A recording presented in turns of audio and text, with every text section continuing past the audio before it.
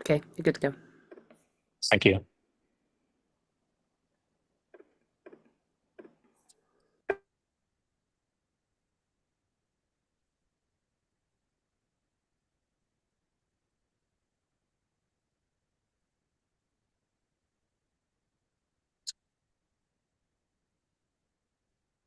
So for some reason, because it talked last, we have District 21 Media Channel as my main thing that I'm seeing out here, but it doesn't really matter to me as long as you're all seeing what you need to see there.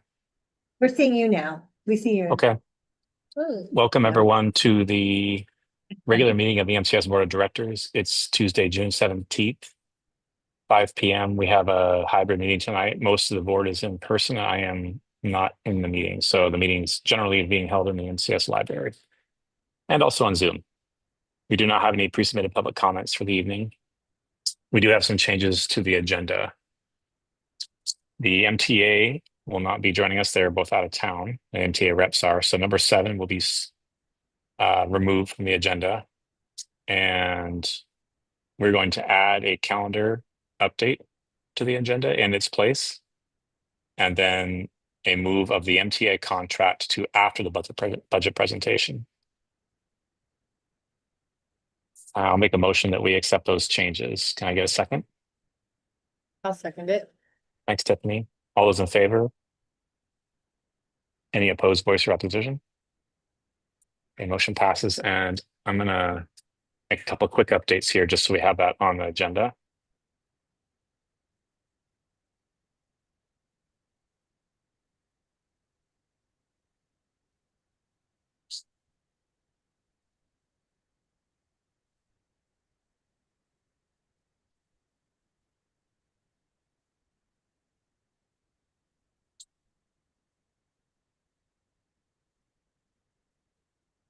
And Michelle, would you like me to put the calendar update in your ED report? Yes, that's not, yeah, whatever works. Okay. It's just one, I'm putting them off. Action. Yeah. I'll put it as an action item.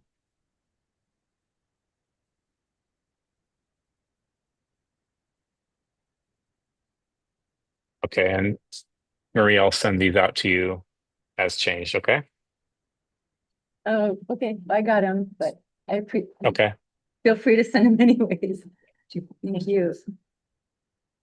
Okay, that brings us to item number 4, which is approval of the May meeting minutes. Make a motion that we approve the minutes as sent.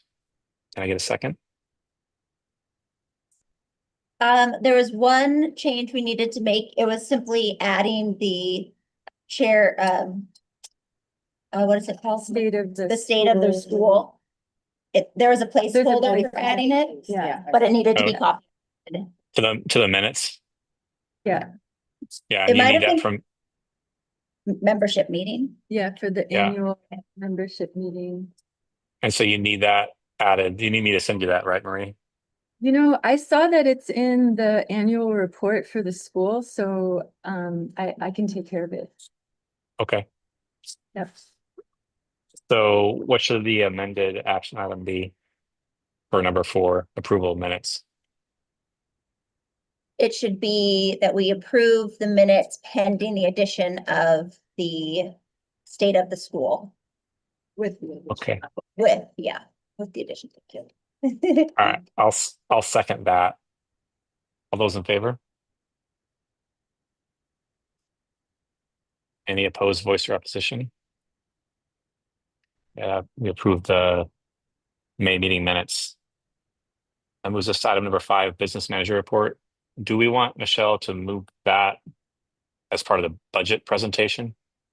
Well, Veronica has made a nice note thing that that is in the board financial drive.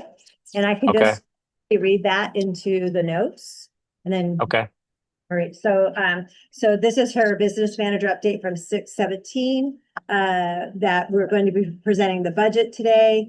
Open financial projects, the audit. We are still waiting for it to be reviewed by our CPA. We're on week 4 of that. And still waiting. I sent an email yesterday and again today, and we haven't had any response.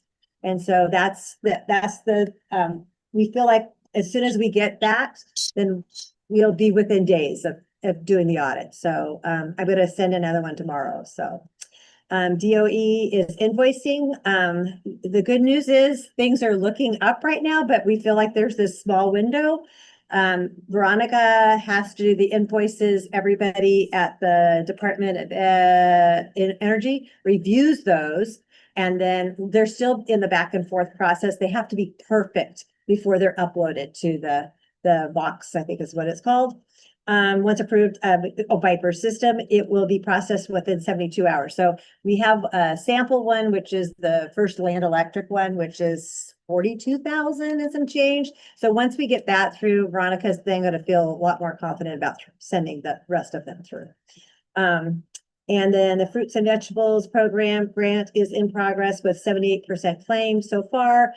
She has until September of 2025 to claim everything. So the goal is to claim all of that. DOE status, all contractors are in the LCP time tracking program and the reports are weekly reviewed. The invoices are in the box and waiting for corrections. List of funds spent so far are in the financials packet if you go into that drive. No info, though an additional $106,848.40 needs to be transferred from the LGIP account to cover the most recent invoice. So what's happening is when we have to pay Piper or Land Electric, we were just using the funds that we have, but we're now needing to, so that we continue to make payroll, is we have to transfer from the LGIP account, which I think was approved when we talked about doing this project. The amount left in the account after the transfer will be $1,889,240. The goal is we're keeping track of everything, and so when we get paid back, we just pop that back into the LGIP account. Yeah. And the amount for the LGIP that's being transferred, it's not necessarily for payroll, it's just part of the No, capital. Yeah. Yeah, it's just the timing kind of goes in with the payroll that we use withdraw, but it's mostly Yeah, I because would of say, the yeah. building. Yeah. And then the budget highlights, I'll wait and talk about the budget highlights from her when we're at that spot. And then all of the financials have been uploaded for May.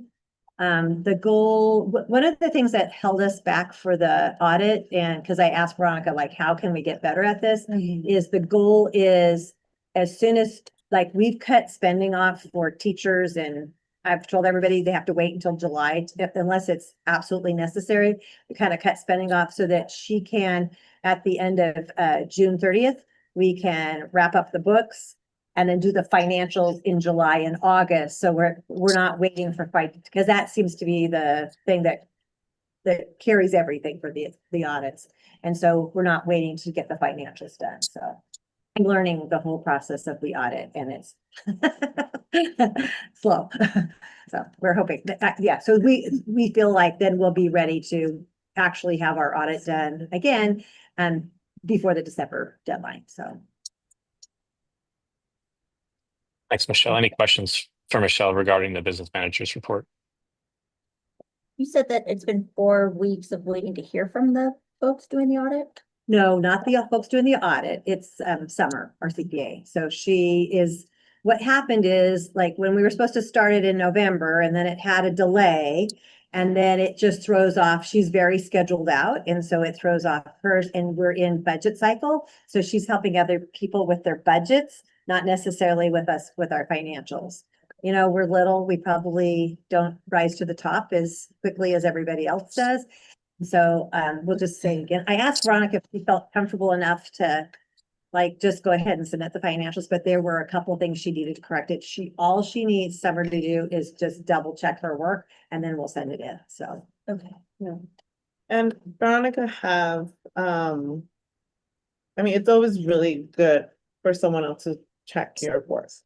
Because I mean, it's done, it's completed, but it's always good to get that second look. And Summer had said about a couple of weeks ago that she was going to put us in, but I know the world doesn't always work. Yeah, as we- according to her schedule, she should have looked at it last week Yeah. and nothing was done. So, and we're just kind of waiting for that. So Yeah, I know and she's busy. yeah, and Michelle has been reaching out yeah.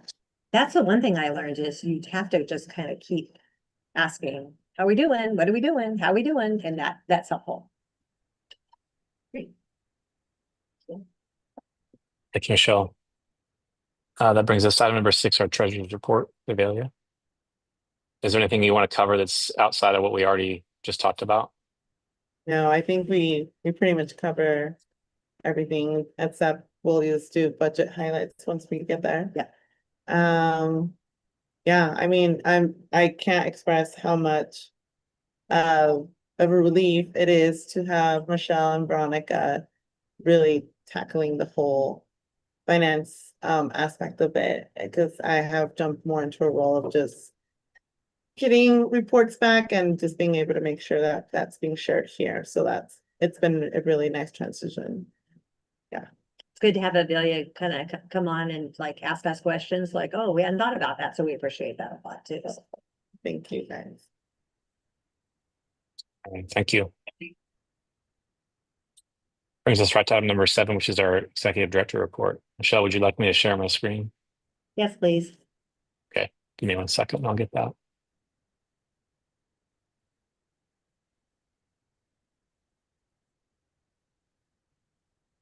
Trying to send this out ahead of time, so it's just kind of an information and you guys have questions, you can ask me. Our final enrollment was 167, pre-K was 13. Projected right now is now a little less than 187. We had a family that had some foster kids that now are not coming, so that dropped it down by, they have a lot of kids, it looks like 4 kids. So, but we have 2 people on the wait list for middle school currently. K1 is also tapped out. So, although this might actually open up 2 positions, so. We do have a lot of families moving into Mosier, so that's been something like when we ask about where they're at, they live in Mosier. Kinder Camp is August 18th through the 22nd.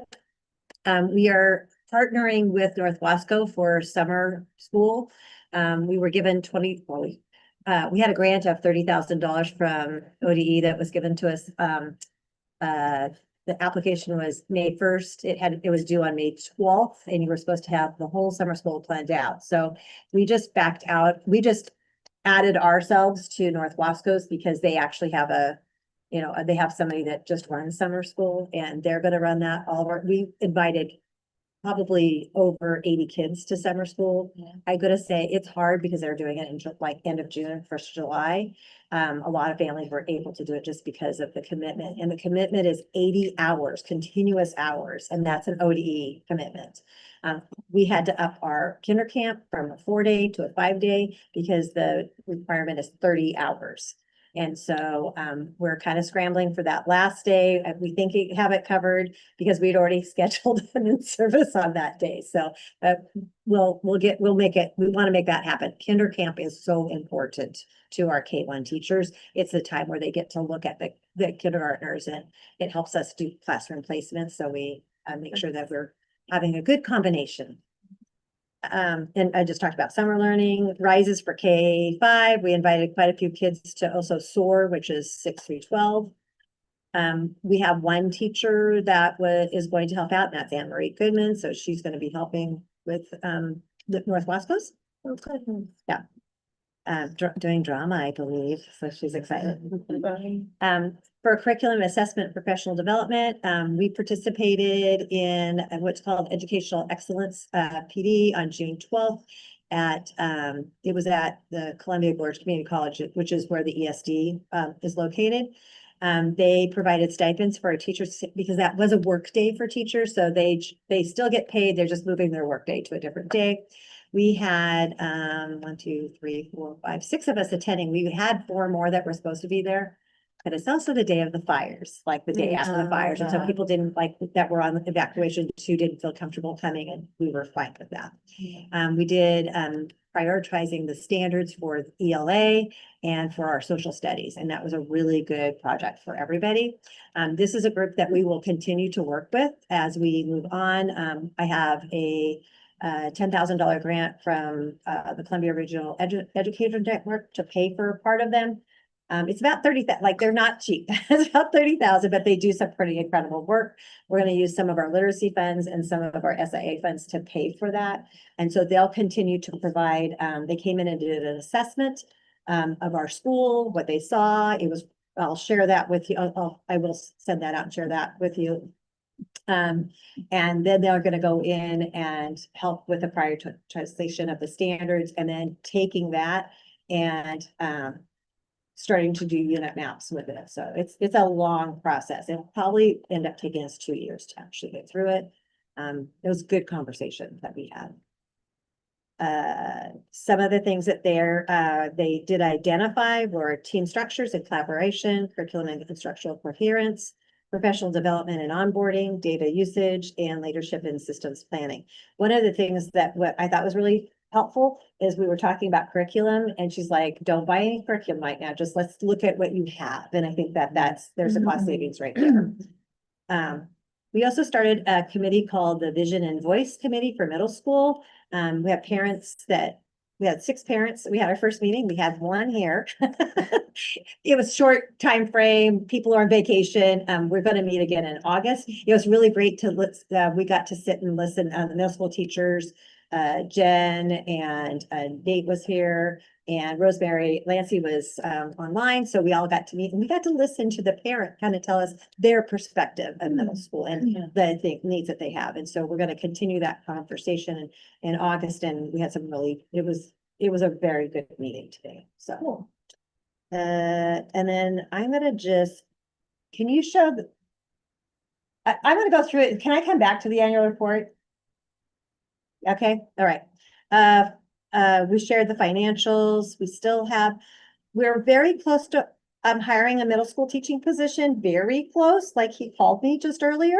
So, we're not quite there, but we're really close. Business manager, we're still kind of working on that one. We do have a candidate. That one's also in progress. Would like you to meet her. So facilities, as you can see, the building is in disarray. Music room, we're waiting for the building permit. We're also the ramp to the middle school and also the concrete area for the middle school. Unfortunately, that contractor, he will be able to do it. He lost everything in the fire. So yeah, so we're like, don't worry about us. You get your stuff in, what you need. And yeah, so he lost everything. So we're working on that. Sheetrocking for the gym ceiling is on here because that was suggested by our Tito, our electrician, is like, because literally those tiles are falling down. And I'm afraid one day they're going to hit a kid. So we looked at taking them out, replacing them. Tito, the electrician, said, why don't you just put sheetrock over them? It will actually be sturdier because they won't be able to dent it as much. It will help with we still will probably have to do a little bit with the sound. We are getting bids for that. So far, we only have 1 bid. It's $37,000 and a little bit of change. Dawn called 5 other sheetrockers. 2 are out of business. 1 is going out of, is retiring, and 1 she didn't get a call back. So it's like this is really the only game in town. We were trying to get bids for it, but this is a person that Tito suggested he works with a lot, and I have to remember the name of it. It's out of the Dallas, but they seem to be pretty, but it's also not something, a lot of the sheetrockers are more like 1 person doing a job. That's going to take a team to do that. So would that be the whole gym? Like it would actually just be the ceiling. We're just looking at the ceiling. Yeah, sorry, it would be the gym whole ceiling all the way over this seating. Yes. All the way from the music room, current music room. Yes, the whole ceiling. How do you secure, I sort of understand how these panels are held up there, but how do you secure sheetrocks or different, Because from balls and things over time doesn't? He's saying and also the sheetrocker said the same thing, because it's flat and the way that gym is put together, it has so many structural things in it. They're going to be able to really screw that in. It's going to be super tight. He said it would be so much better. The urgency of this is, because we're putting in the new HVAC system. If we wait till that is put in, sheet rocking around that will be really difficult. Right now, everything's out of there. It would be a very easy, going in and just like literally laying the panels in it and then going around the two beams. So, they just feel like it would be, from hearing from Matt and Brent, their preference is if we could get that done prior to, it would actually save us money in the long run. So that's a thought there. Cause it's gonna cost, do we know how much more if they had to work around? Like, I'm if we sure it's gonna be waited? another 10 grand more, yeah. We may have to put on RFP for that if we don't get any more bids. We may have to put on an RFP anyway. I don't remember the threshold for various levels of RFP. I think we're okay. I think it's under 50,000 and this one is 37. Okay. And we do have denials of even coming out to bid it, so we can count those Okay. as well. As we long as do- just save them for the future in case it comes up. Yeah. Oh, so we have a new system for our bids because one of the things that we noticed in the audit, it was really hard to find like emails and bids. So we now have a spreadsheet that has all the bids are in a file online and they have a link to them. So you can go on the spreadsheet for facilities. You look at whatever project we have, there's a link to it. It is in an online file. So we made it much easier and the bids are up. Nice. The other thing is, this is on our, all ready to do is the new flooring for the lunchroom and the two classrooms, because we're trying to do two classrooms every year. The flooring in the lunchroom is disgusting. It's really bad. The other thing that, wasn't in the bid for the new HVAC system, but has to be done is a fence around that HVAC system. Kids were already writing in the filters that are metal. They can fix that, but if you notice, they put a big piece of plywood over top of it. And we tried to put the temporary fencing, which I noticed was waving in the wind today. It has to have a fence around it. And it's also hot. Like, we don't want people touching that. The bid for that, I believe, is $7,300. So just keep spending money. Sorry. I'm going to move on to safety drills. We did all of our required safety drills this year. We are also signing with Pace Insurance. Something new this year. I did a couple extra trainings and we were able to move our coverage from like 2 million to we're going to $10 million. And that was a suggestion that John Davies had. And so we're going to be very well covered. It did go up, I think, about 15%, like all insurance went up 15%. There was a lot of, the training was mostly around sexual misconduct for staff and against students. If you have read the news at all, there's a lot of that in there, and non-reporting. And so we're really good about making sure, I would actually say that the staff at Mosier might over-report, which is good. You're better to over-report because it's always up to TSBC or to whoever we're reporting to that, I'm sorry, to DHS, whoever we're reporting to, they get to make the determination on whether or not they need to do that. So we're not making that ourselves. So we want them to do that. So.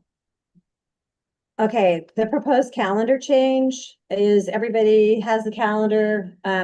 What it is, I have one too.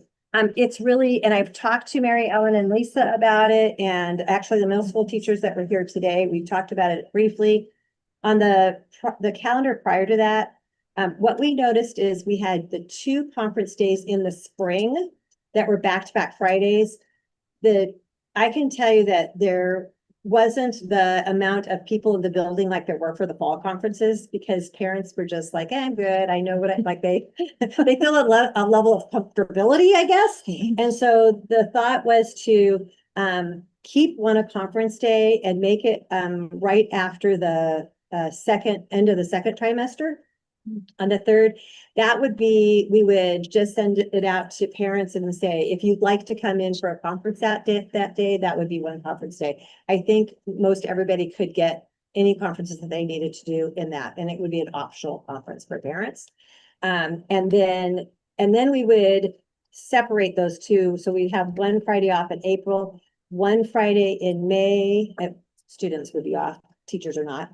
would be a staff in service in May. And the reason is we had a staff in service in May this year. That is a time that we can get class lists made. We can start planning for the following year. It was very helpful this year to have that. And so it's really taking those 2 days. There's still staff work days. It's just making one less conference day and adding that in-service day. They were overwhelmingly, most of the teachers really enjoyed the portfolio night more than the conference. And I mean, it was adorable to go around and just see the pride that most of the kids had in sharing their work. And we just thought it was a more valuable than sitting there and talking, you know, just like seeing their body of work, seeing their progress. So.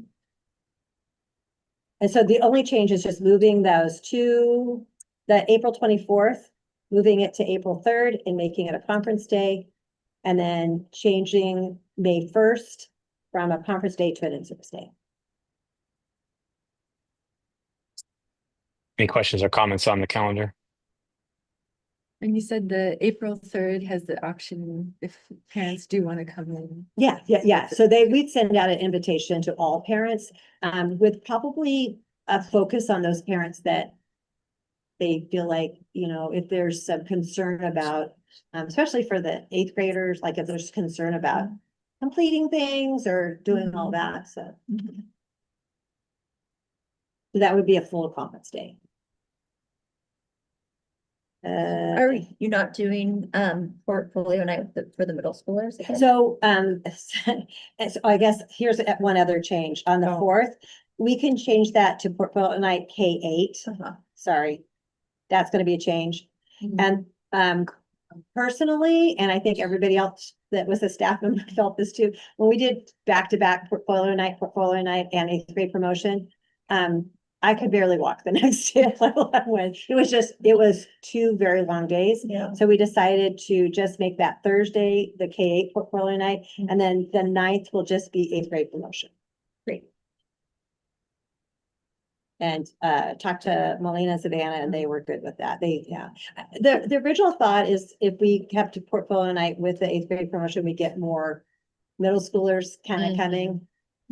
You just have, you know, we had a pretty packed house, so we were still good. Any further discussion on the calendar? I'll make a motion that we approve the calendar changes as presented. Can I get a second? Thank you, Velia. All those in favor? Any opposed, voice or opposition?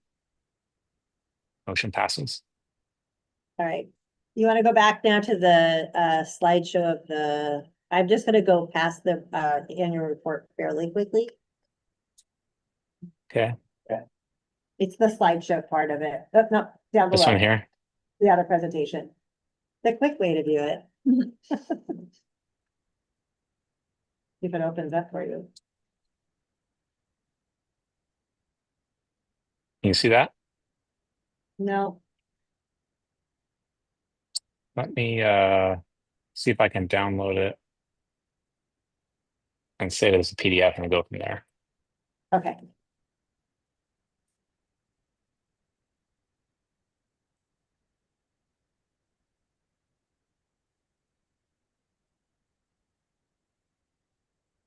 While you're doing that, I'm going to go ahead and get started. Okay. So, because most of this, we just talked about core values, which is already on our website and what we know. I did put in there the strategic plan goals, so that we start, you know, while we have the goals written, now the hard work begins. Now we're really going to start working on it. So, talked a little bit about, did the enrollment of the 167. I did want to note that, where you see the economically disadvantaged, it's 100% for everybody because we no longer, and my understanding is ODE is actually going to be getting rid of that because they do not do reduced lunch anymore. That used to be how they determine the economic, so they have other methods of doing that. And so that's going to be coming off of the report that we send. Our average class size, and I have to make a change on that because I do not know that that's 17%. Or 17. I have to recalculate that. So sorry. We have 14% students with disabilities. That's down. Last year it was 17%. English language learners at 14%. That is also down from 17%. What is up is the attendees who are not chronically absent, which is 70.5%, which tells you that 29.5% are chronically absent. That's a huge number.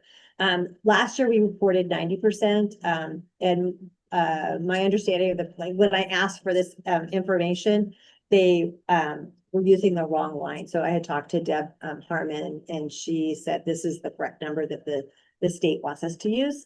And go ahead. Oh, yeah, because I noticed that for the 23-24, it said regular attenders, it was at 90%.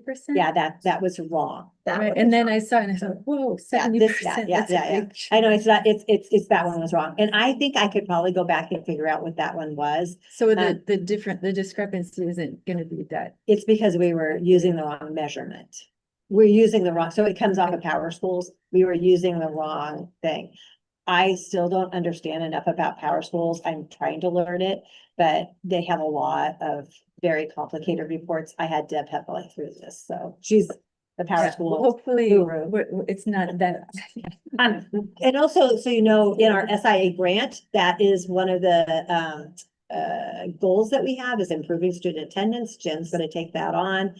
That's like, how do we get that out to parents? How do we improve it? There are a lot of books on that, right? Because that's a big thing right now is how to improve attendance. Usually your attendance is worse on Mondays and Fridays. And so looking at how can we encourage students to come during those days. So What is chronic? well, No. chronically is, I think I want to say it's 91. No, I'm sorry, that's not true. It's in the high 80s. It's to be absent. It's surprisingly not as many days as you think. So I think it was 10 days, right? yeah, it's a kind of it's a lower number than you would think. Yeah. One thing that I don't think we did very good at, and again, it's me learning Power Schools and kind of a deficit of that, is sending letters out to families after the end of every trimester that says your kid is, we do have it on the progress report, but it needs to be a letter to parents that says, oh, and by the way, your kid is missing a lot of school. How can we help you? Yeah. And Michelle, that letter is actually already created in Power School. I discovered that we can print it right off Power School.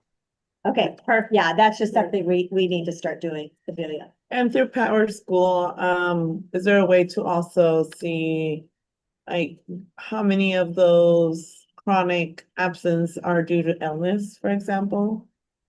Like if someone was really sick or continuously, or I don't know, there's just a lot of, I mean, I guess I see it in a different point of view of being absent because you're sick or you have a health problem versus you're absent because of what other. Summer vacation. Yeah. All absences count. Yeah, I Yeah. think they're focusing on, kids and instructional hours. Yeah. So whatever the reason is, they're just, the concern is they're not. Yeah, getting and we do have quite a bit of families that, are gone for a month, that also is gonna, but, that's gonna ding us a little bit. I think that, and Jen, you can speak up to this too, because we definitely have kids that could be coming to school that are not coming to school. Yeah. And we also, Avelia, to kind of answer your question. So when we look at Power School, there is unexcused absences and excused absences. So Daphne checks in with families, and if they're sick, she'll put it in as an excused absence. A lot of times you'll see, if we don't ever get in touch with parents, the parents never call to tell us, oh, my child's sick. Those tend to be the unexcused absences because we were never given a reason for the absence. But again, it doesn't matter whether it's.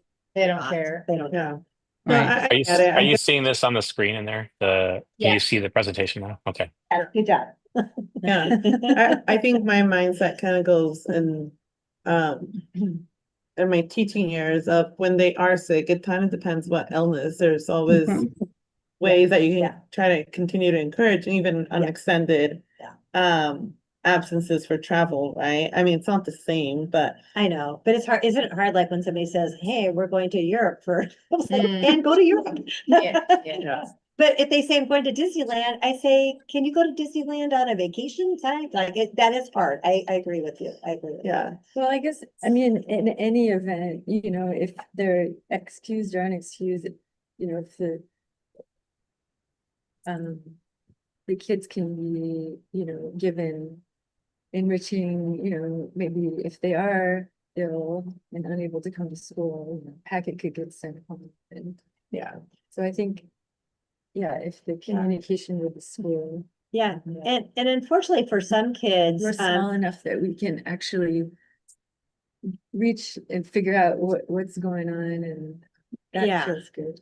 we can, I'm trying to figure out, so there are different levels of absences, and I used to have that, I'm looking for it, but there are like 4 different levels of, that chronic is the worst. And then it has to, oh no, I'm sorry, chronic is not the worst. There's one that's called severe underneath that. And then it's, but it's the best you can get, and it's like 98%, like you have to be here a lot to be good. And then, so I'll find that out, send it Yeah. out to you. Because I think this year, wasn't it more than 4 students that ended up being dropped because it was more than 10 days of them? Yeah, and that's Right. and that is a ODE regulation, is after Yeah. 10 days we have to, and that's so that people are not padding their enrollment. Mm. So they have to, because, you know, you have to be able to, and I get that, but for most people, we try to put those back on if possible, so. I don't think most people realize, because I didn't before my child entered school, that your funds are based on attendance and people showing up to class. I wonder, I mean, not that it's gonna change any behaviors, but maybe if people knew that, like if we could communicate that information to, like, our school depends on your kid being here, you know, whatever marketing suave way to communicate. I mean, at least then people know, and maybe they might can second think like, maybe we don't need to Yeah. go, I don't know, you know, now, maybe we can put it off and go on this trip Yeah. another time. I don't. Or even Well, the I think second, there's 2 times a year too that they're counting it from my memory. There's one in the fall and they check again in the spring. So, I believe it's October and I think May, so, okay. yes. Well, yeah. but I think going back to what Tiffany was saying, it would be good to just make sure all families are informed that your child will be, like, it's standard, they will be dropped. Mosier has done an incredible of being able to readmit those, but there is always the lay of or a possibility that they might not. And I'm pretty sure that at least I know a few families that are not aware that their child might have to attend a different school Right. if there is that. And And I that think, will yeah. be more prevalent, the more the more people that are coming here, because if I have to drop someone and you bring somebody up, that will be a problem, so. Yeah.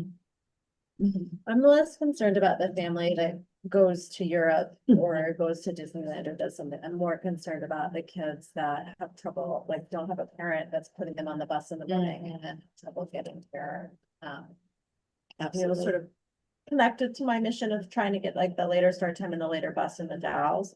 But I think just trying to figure out ways, as Jen tackles this next year, of collecting data on what are the root causes of the lack of attendance, because I think a lot of, you know, these families that take a month to go to Baja, like there's often like educational components to international travel or these experiences, but the kid that is left at home or didn't make the bus and doesn't have a parent to bring them from the Dalles to here, that's a bigger concern for me, is that kid is not, you know, Absolutely. And OD has a big initiative on this, it's called Everyday Matters, and it's, I've seen a lot of signs in Hood River about it, and I'm hoping that we kind of, when I say we, I mean Jen, that we really have that push, and we have that in every like news, you know, every newsletter, every, like when we talk about it back to school, like that we're really pushing we need you here in order to like Function. I mean, Yeah, we need- and it is a really bad cycle when you miss a lot, like you see this with kids when they miss a lot.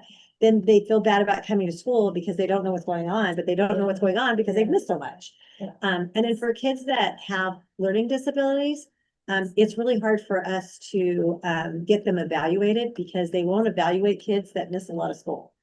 Because they're saying they didn't get the instructional time, so how do we know if it's instructional time, or how do we know if it's a learning disability? And so that's also another reason that we need we need Mhm. kids to be at school.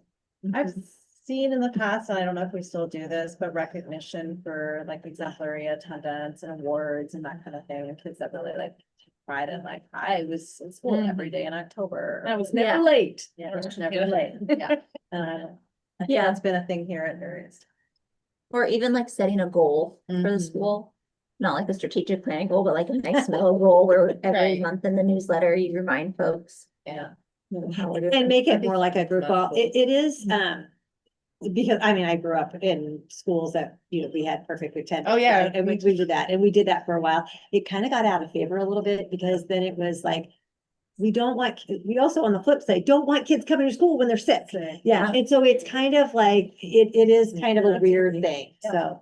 But I think that there's things that we could do, like classroom wise or group wise, to have everybody understand like, having Yeah. kids understand the importance, because, then they have to bother mom or dad to get them, if they've missed the bus or something. I mean, at the Tiger rallies, everyone gets really, I mean, just, it can maybe start with something simple like that of who gets the award for Yeah. best attendance, or, I don't know. Yes, ma'am.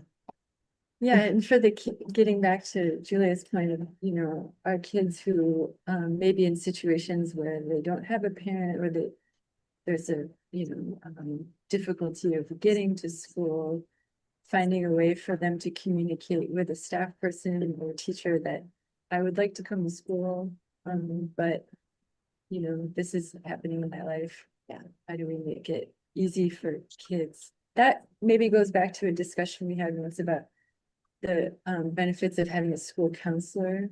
I don't know if that would be Miss Stevenson that could. Yes, come. because she's working on getting her counseling license right So now. someone like that who can relay that important. Required, received required immunization, that went down just slightly. I think it was that 94 went down a little bit slightly. So if you do not get your required immunizations, then there's two other ways you cannot be that, and that is a religious exemption or a medical exemption. More than likely, it's a religious, and it's just really, you have to watch a video of like why you should have your kid immunized, and then you sign a piece of paper. So, it's all over the United States. It's dropping, it's dropping, it's dropping. So, this is, We don't know what immunizations are dropping, just the overall level. Like, it'd be interesting to know which ones, like I the can't MMR, tell or you. which vaccine. I can go on and see which ones are not getting, like what Yeah. vaccines they're not choosing. to Right, do. yeah. So, Interesting. and I think there's a lot of talk on that, Mhm. I think I always feel like that is a parent's choice. Is measles on that list? Mhm. Cause 95% is the herd immunity. Yeah. Yeah. So it may be something we wanna be mindful, well, at least knowing what symptoms are. Yeah. of Measles, and if anybody has a child that exhibits those symptoms that. Yeah, we're really, and, kind of just a little side note. So we are having we have an agreement with Columbia Gorge GSD for a school nurse. And so she's trying to hire someone. She has a grant for it. If not, we're going to be paying, it's another little budget thing, $27,000 to have an actual RN. We have to have that this year because we have a student that has diabetes. So we have to be like very mindful of that. So, but they're trying, Amanda Hinkle, who is the Columbia Gorge nursing person that's kind of they're really trying to build that program right now. She is hoping, she applied for a grant, she's hoping to grant fund it for us. So Would that be a nurse in the school every day? No, probably a couple of days of like 3 days a week, a couple hours, just to come and check to make sure. We have, our staff is getting trained to, and it's a lot of training to be trained to care for a student with diabetes. Especially a younger one, because their diabetes does a lot of up and down, so. Anyway, but, the good news is, I think that, there's so much progress on, the pumps and the monitoring, and so it's much easier than it used to be.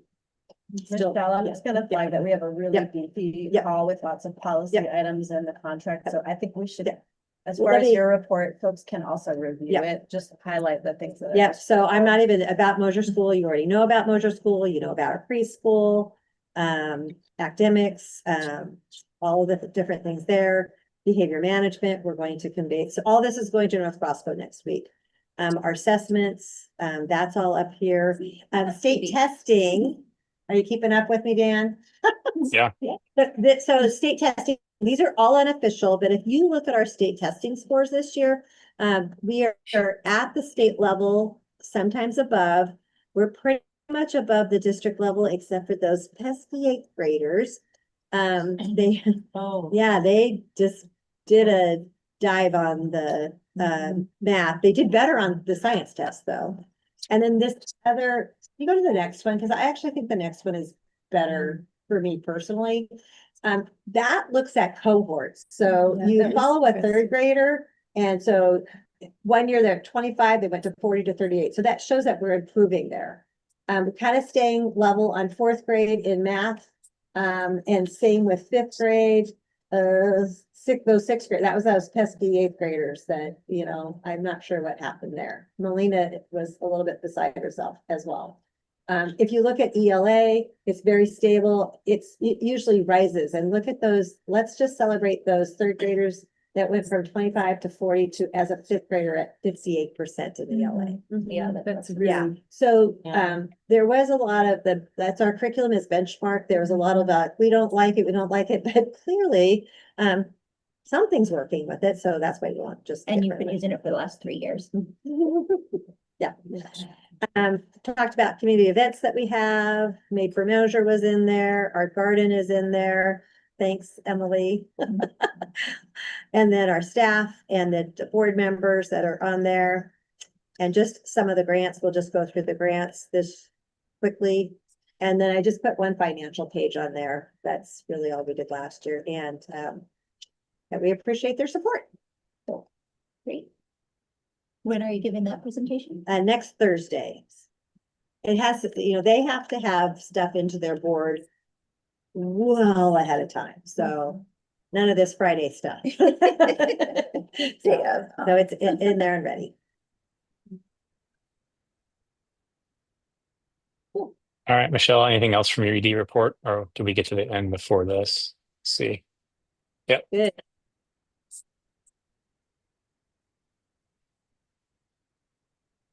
Okay, that brings us to our budget presentation, and I will pull that up and share you my screen.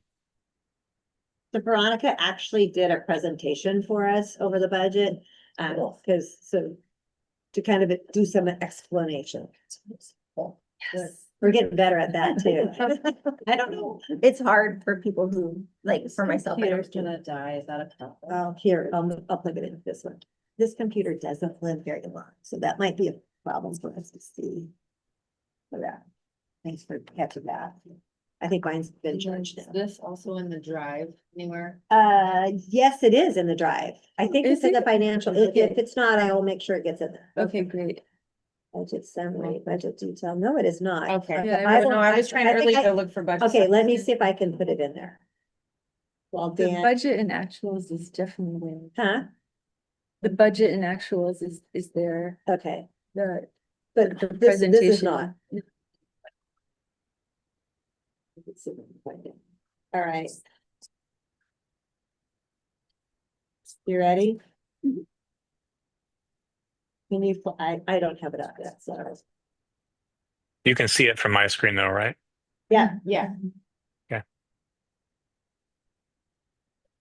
Um. Okay, So, she just went over the anticipated class sizes. Right there, might be a little lower. I think we're gonna be definitely at 180. Might be a little lower, might be there. Anticipated income sources. So our state school funding, although we had some good news because it might be more than this, because they had a record allocation for state school funding that was passed by the legislature. So I haven't seen how that breaks down for us, but that could be a little higher. Preschool fees, right now, we hopefully are on track to actually pay for the preschool that next year. So if we take 15 kids, we have kind of a little formula set up for that. So that is good news. We did have that. We were denied for preschool promise. And then within 5 minutes, we got another email that said, oops, never mind, that was a mistake. So we still don't know about preschool promise. Well, It was disappointing. And then I was like, wait, I got nothing.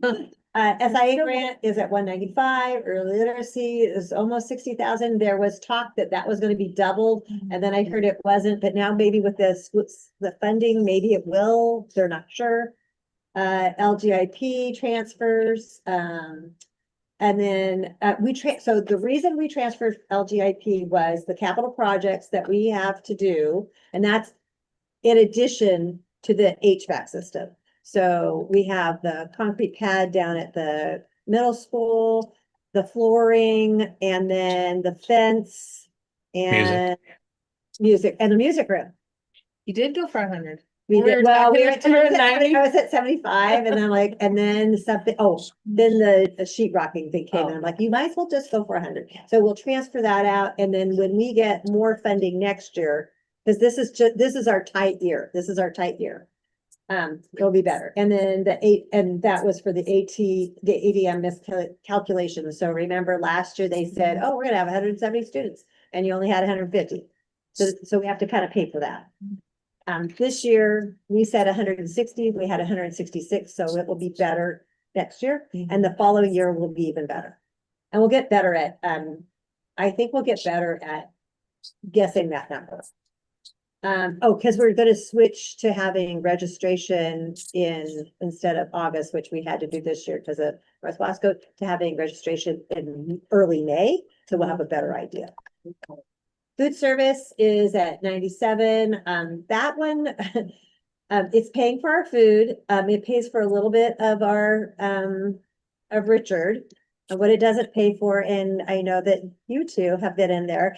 We did temporarily hire Anna Seymour in there. It's been kind of a game changer for Richard because he can able to get more paperwork done. So we're trying to squeeze a little bit out of our budget to actually get that position back in there. Right now, it's not there, but we're close.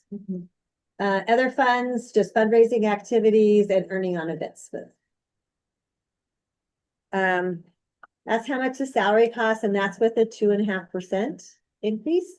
And payroll costs, that's health insurance, PERS, taxes, social security, all those different things that we have. What else do we have to pay in payroll? All sorts of stuff, right? Yeah, taxes. Taxes. health, Yeah, I think what is PERS. Insurance, yeah. And that increase, the other thing that, well, we have to think about, teachers don't just 2.5% COLA, the cost of living, they also get a step. So it's not just 2.5%, it's also that step is probably another 1 or 2% that they get. So just to kind of keep that in mind. Does everybody get a step every year? Everybody except for anybody, like, I'm gonna use Mary Ellen as an example. She's at the very top of 50, well, it's actually 16 years. Once you're at 16 years, you're kind of stuck. So unless you move over to the right, your goal is always on our salary schedule to move like this so that you're always going down in years and over in education. That's how you get to you want to be in the far right-hand column. Here are some capital projects that are planned. The DOE, we had, DOE actually said that they are open for business, meaning we can now get contractors approved. So the goal is, they're not super keen on anything that is actually Department of Energy like solar, but they're good for windows. And so we're gonna go ahead and try and fund as much as that with the window project. And then it's just how we have to, I know, They're like, do you mind doing coal or nuclear? yeah. Yeah, they're with that.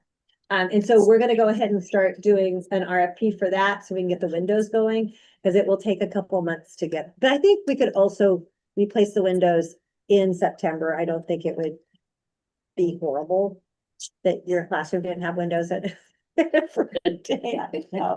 Anyway, capital Outdoor projects, learning. yeah. Yeah, there you go. And I already said that, middle school grounds improvement, music room and gym ceiling repair. Preschool, this is just kind of showing you how we did up the cost by $50. And we got rid of the registration fee, but we do now have a supply thing. The goal for preschool is to make it self-funding. We're actually moving to having Becca be more involved in the financial part of it, as far as like the invoicing and the billing. She's gonna work with Veronica's. I've been the bill collector, and so we're gonna kind of move that over to her. And we're having people pay at the beginning of the month instead of just whenever they kind of feel like it. Good news is everybody paid for preschool this year that attended. That was a big win. And then we're going to have the bill, and it's all online. It makes it super easy. So it will go out on the 20th, due on the 1st. If it's not paid on the 5th, there's a late charge of $40. We just have to kind of be. I was gonna ask that if there's a deterrent for. There is a deterrent, and then at the 10th, then they're dropped. And that's sad, but it's not like it's being funded by us. We also kind of revamped. We have a whole new parent booklet for that. So it's very well They're informed. out there for them. They shouldn't have any anticipation of that. Grants that we've applied for, the Department of Energy is in progress. We have the early literacy, that's all applied for. We have a couple little tweaks to do with one, fresh fruits and vegetables. I'm a little worried about that grant because it's federal. And they don't like fresh fruits and vegetables. So that one I'm not sure how that's gonna happen. My guess is, the good news is Oregon is very proactive with that, and they would probably step in and fund that. Charter school, federal gap, we're applying, we did have this really cool thing about, I'm gonna go to the charter school convention, conference in October. What I'm finding out is charter schools have a whole different source of funding than the rest of the population, because they do have a lot of people that love charter schools. And so we're gonna kind of infiltrate that a little bit and get a little bit more knowledge. We did try to apply for a lot of, because there was $60 million that was supposed to be out there. That's great. It only happens if you are they really want to fund like franchise charter schools. That's really what that money's meant for. Yeah. What is the Oregon Farm to Table education? That is, so our school garden. Another, Yeah, like just another like- round yeah, of it. yeah. And so is that Great. one, Dawn had mentioned, since we got the first grant, We should get that again. and this one is much larger, is that right? I don't know that. I think it might be, yes. Okay. I don't know as much about that one. Cool. Okay. Budget overview. So here's this tiny little thing for you to see. It really, Thank we you. end up with 12,000 at the end. That's just squeaking by. Yeah. I guess the good news is, when we know the end of this year's budget, that number may change, because Veronica told me that we're definitely under for payroll for this current one. From what we allocated. Yeah, and that's kind of because we had 3 people go on a leave of absence, and they had expired all their sick time and all that. They still get paid because they do Oregon paid leave. Yeah. And they still get paid, but we're not paying out for that. And one of those people I didn't actually replace. So, we were trying to save money as much as we could at the end. So we'll see what that So comes there out. might be some very. It might be better. Years before too, when Yes. we've come under on payroll, you don't often go over on, but you do Yeah. have people, and like there's turnover, which has been an issue before, then those people don't have PERS and benefits for a period of time, so they're actually cheaper than you would be, so there have been instances where Yeah, in the budget in the past, that I recall that we were under. right. Yeah, and so you can kind of see like, we tried, everything has the 2.5% in it, plus all that. I mean, our biggest part of our budget, obviously, yeah, our people, so, That's good. One thing that we're Right. huh? this not a- this year, I think one of the biggest things that's impacting us is paying back that money from from overestimating our enrollment. In the past, we've had a fund that we used, so I think that'll come into play. Maybe not next year, but 2 years from now, to seed that money back rather than going to LGIP to a line item fund that's for, basically under enrollment. And I don't remember the term for it in the past. I can try and look back at past budgets, but it was a reconciliation fund, I think is what it was called, reconciliation account. So just as a side note. In past years, how much wiggle room? I mean, if we have $12,000, maybe a little bit more from carryover. Doesn't seem like much. A couple of years ago, we had maybe 100,000 left over. We put it in building the maintenance fund, whether it's capital, the building reserve fund. I also So- recall being like a couple 100,000 in the red, under that, but we had like funds from the previous year. So, Yeah, it was that reconciliation account fund. I've seen it quickly. Okay. Yeah. And the hope is like, what could help us out is if we do get preschool promise, that's gonna take them out of the, and we actually think the 11,000 that they're in the red. Can you go up just a little bit? Oh, wait, here it is. There we go. Oh, This way? Nope, that's perfect. You can see the 11,000. 2 more kids is going to pull us out of that. Wait, this is, And so so that would be 11,000 added to the 12. So I think that this is, Veronica is being super conservative in what she's doing here, so. And then the other big one is the literacy grant. We try to pay, the literacy teacher with a grant, and so if we do end up, you could put another tier in, if we get more money, that will go in, and then that column there with that 61,000 that were in the red, down there. Can you go up just a little bit more? It won't let me for some reason. That's as high as I can go. Okay. can't see the important number. Anyway, that, if we get that 60, it's another Oh, perfect. 60,000. Oh, there you go. Oh, no. If we get that other 60,000. I have to hold it up. Just hold the budget up. That will be really helpful too. So we have some things that if they, we didn't count on them, but they could come in, and if they do come in, then that's gonna help our budget out. Can you move, Michelle, can you move your mouse so it doesn't have that? I'm not on that. Oh, That's his mouse, darn. because mine's not up there. Okay. There you go. Oh, there you go. So the numbers that are in red, Minus. Or mine, yeah, because we're overspent in preschool, the early literacy person, and then, our nemesis, Food. food services. Yeah, food services is tough. Yeah, that was the one, because I pulled up 23, 24. And the federal sources were 32,000, and Now look at us. We're almost at 100,000. state sources. But remember, Okay. a couple of years ago, not everybody got a free lunch. Right. Yeah, And it's everybody- changed post-COVID. Yeah. Yeah, I guess I was just trying to understand where We also went from our funds going through North Wasco and coming to us. Now they come directly to us. So my guess is that number might come out better because it seems like every day we get a check that's from anywhere from about $3,000 to $8,000 that is for food services. And it's because, Dawn and Veronica are continually, getting the grants and turning stuff in. And so that might turn out better than we hope. Now, what it doesn't do, is it doesn't fund fully a cook and an assistant in there. It doesn't, like they say it's supposed to, but I don't know how it could possibly do that. Fund a cook, the food, and assistant in there. And when you're serving, and we serve about 100 lunches every day.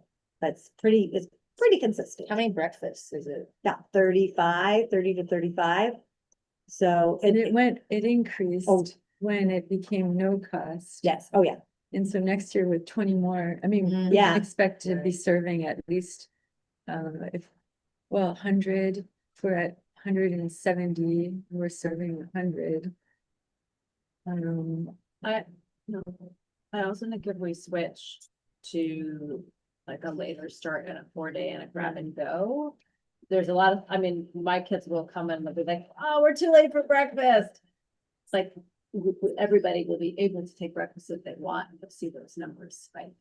Because right now you have to kind of get here in time for breakfast. there's also a mindset of, letting teachers know that it is okay for kids to eat in the classroom, which I know that that's not preferred, but it actually is, mandated from the ODE. Like, they want every kid to have breakfast. And if that means you get a grab and go and you get in and have instruction, then that's that. And that's just like, we need to figure out how to support teachers with that. You know, that it is okay that they're in the classroom eating. I understand, like, it's hard. I understand that, you know, but the grab and go has been really pretty popular, so. I guess I And- just have concern because if food serve, it costs money to only serve food. So I would just thinking ahead that if we are serving more kids and we're already in the red, it is something. I feel like though, The we federal only funding is- have that food because we do have some food waste, right? And that and one of the other things, and I love the staff because they're constantly thinking about, like, look at all the food they're throwing, like, they're very worried about that. And we, maybe when we do some of our projects, is kind of look more into, like, why are we, like, what breakfasts are popular and what are being thrown away. And Dawn and I had Richard had kind of talked I about that. haven't got my daughter's sign-on letter about the plastic and I that's heard not. about it. No. Yeah, that, Is so that- we were all a little bit taken, you know, that was a little jarring to me to see 7 grapes in a plastic container. Oh, And my wow. understanding is because that's a grant and Dawn felt like she had to get it done. She was just trying to get something in. And so we kind of did talk about like, that's not preferable. I want to get us back to the budget. Yeah, We yeah, can talk what yeah, we serve at lunch and how we serve lunch another time, but we have a really packed agenda and I think it's challenging for Dan to keep things moving as like being remote. So I want to try to sort of fill that So spot and be like, this is a really important decision, like whether we pass the budget and if we have any questions about it. And I think we should, My concern is not what we're serving, it's the fact that we spent 162 and we received 100. And so I'm just thinking about compounding costs with I'm just fighting it. It's just something I want to make sure we, keep on top of, especially in light of food programs being cut. And is that because, like, is that overage because of positions, or is it because we're spending too much? So money the on food? salary, you can see Richard's salary is right there, 70,000. He has payroll cost of 23. We brought in 70,000. Or this is for next year. So it was actually, those are probably, this is for next year, right? And so currently, we've only brought in about 98. Now, Maria, I think what the thing is, like, we need to get better at finding grants, right? For that, we need to probably get better at making sure that we have less food waste. Yeah. Now, I think there's lots of things that we can get better at, but I'm also gonna tell you that pretty much any school district that you look at, this budget is pretty much in the red for everybody. Yeah. Cause we just don't get reimbursed enough for what it truly costs to serve food. Now, could we serve a lot of prepared food? That's cheaper in the long Right. run. And, commodities have gotten cut about 17%. So there's just less. Yeah. how many school days are in our calendar? I'm just trying to figure out. per day. 190? Well, no, it's 166 student days. Oh, I mean, also, I think that just educating our parents on the cost. Because like, sometimes it's easier to send your kid without a lunch, but like you might be able to send your kid with a lunch instead. Well, especially looking at Like if like you're able to. over the menu with your child, it's available, and I always ask mine, would you eat that? If it says not really, then I send it. lunch, Yeah. so as to not. It is pretty funny. They're pretty good about like the lunch count. The people that use the lunch the most are the middle school. Like they every day do not like, there's maybe 4 of them that bring a lunch. The rest of them either buy it or sadly do not eat lunch, even though we ask them to go get a lunch. It's a $5 per kid expense with that kind of still adjusting it. I don't know. Anyway. Well, only fine. 100 kids used it this last year, so it's $9.80 per kid that uses it. All right, So a day. can I? Yes, I'm per day. right, like slow on the numbers and I can't see it, so that makes it a little bit harder, but I just want to understand. So the numbers that are in the red down at the bottom mean that we're over in the sense that the money coming in that is supposed to pay for specific things doesn't cover that specific thing, right? So we're So- making it up somewhere else. Okay. And where do we make it up from? Our LGIP savings account. Okay, Yes. okay, thank you. And so it's better to think of the budget in terms of the cycle of us. We have our current year, we have reconciliation from 2 years ago that comes into play, and we're thinking about the future as well. So as we're thinking about paying this year's budget, we're having to absorb the fact that we're paying out $150,000 because we were short on enrollees 2 years ago. So that's being reconciled. Well, this one's going to be for 1 year ago next year. So basically, you understand what I'm saying as far as our budget. Every year we have our set budget, but we also have to keep in mind that, did we underestimate or overestimate how many students we were going to have that year? And each student that we either under or overestimated is that same amount of money that we get per student. So because we were, I believe at 170 was our number, and we were down to 150 something. Yeah. Yes. We have to pay all that back. And so that's hitting us this year, which is why this year is such a struggle. Next year will be better because we have a higher number of students than we anticipated.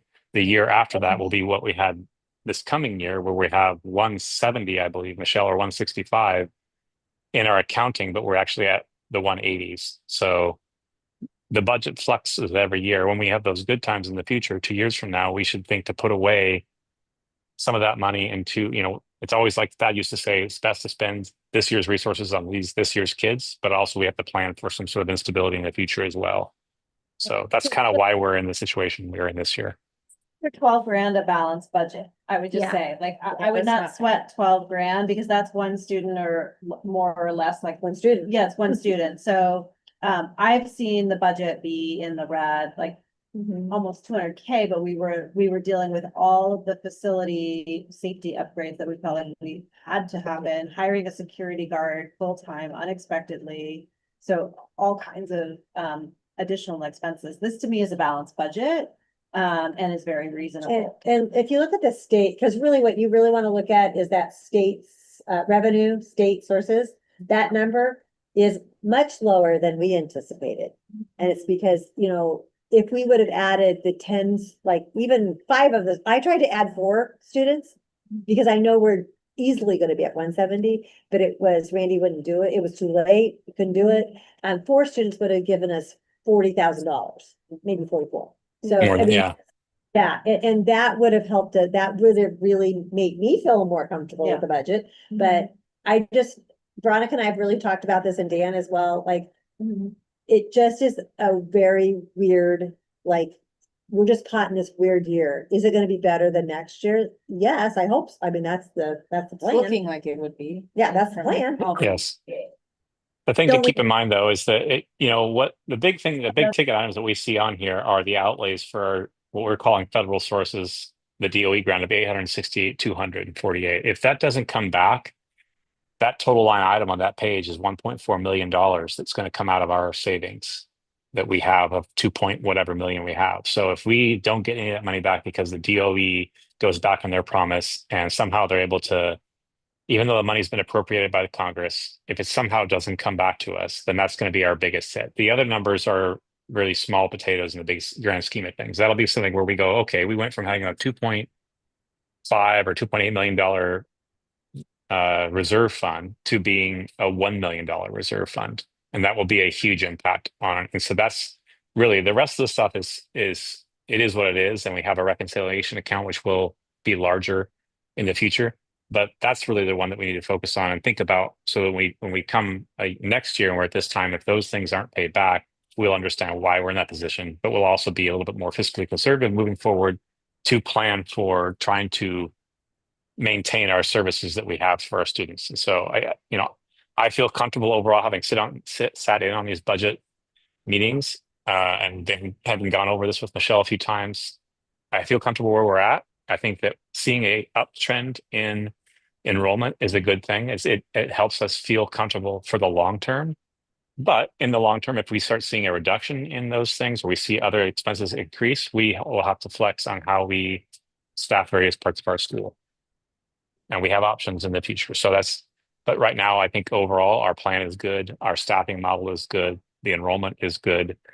The big thing this year for me is a DOE grant. The rest of it, the $65,000 in the red on food services, while it is a number I don't like seeing, it really doesn't matter compared to the other numbers. Does that make sense? Thanks for taking the time to give your perspective and take, because this is the first time I've seen this Yeah, figure, for all of us, and I've worked in food service. So it just means something to me. Yes, it is a lot, but it's not. But it's it would. The analysis. And when I look at the food services number, okay, we're feeding students that need food. It's more important that they get the food than it is, like we'll deal with that. Like we can deal as long as we have enough students and we have the enrollment stays at a high level. That doesn't matter. That's small. It doesn't matter. It just is what it is. Like we know that we're losing money there. Maybe we can do some more outreach to our community and see if there's anybody, because being a school is not a profitable enterprise, and feeding students, it should be, we try to get it to zero. So there's a net zero, there's no loss, but to me, it's really important to feed those students. And if it costs $100,000 more, it's still one of those things. Like a student that has a full belly is going to be able to pay attention in class. A student that has an empty belly because they don't have any food and we don't have the ability to provide them with that food is going to be more distracted and more, less able to just be in class and be present. So to me, that's a sunk cost. It's something it's not really an option. We have to make sure they're fed. And more, the school is feeding more students. Whether, it's like even my students who are fed at home, I came in the other day and saw one getting a grab and go. I'm like, hey, you had breakfast this morning. What is this? And she just kind of smirked at me. And it's like, I see. Well, it's like we have our breakfast at home and sometimes they want more food at school. And if that's what their body tells them they need, that's what they need. And just so you know, in the approved 24-25 budget, that particular food service fund was in the red. That number that says, I can't. 65. Yeah, was 147,229. So we're actually doing better. Wow. Mhm. Does that make you feel better? I think, Dan, you made some really smart observations. The one thing that I would say then that would give me comfort with this budget is just reassurance that we have a team that's being really vigilant on the DOE like throughout the summer, because to me, that is the biggest, where we have the biggest exposure and risk. And some of that we are dependent on volunteers, community members, parents, all of whom have been really amazing. But I do think, if I were to prioritize this budget, I would prioritize making sure we get that DOE grant above all else. And so making sure that our administrator and that our support staff, like when you don't, you have to triage on a given day, let's not track down the last penny on a food grant, a $10,000 garden grant, focus on DOE. You do have to make decisions every day about what you prioritize. And to me, that's just like, that's got to be the Monday morning first task, every week, till we have some reassurance that money's coming in. To be clear, go ahead. When I pointed out the food service, it's not because I'm in any way saying that we shouldn't be feeding the kids. It's just No, I know.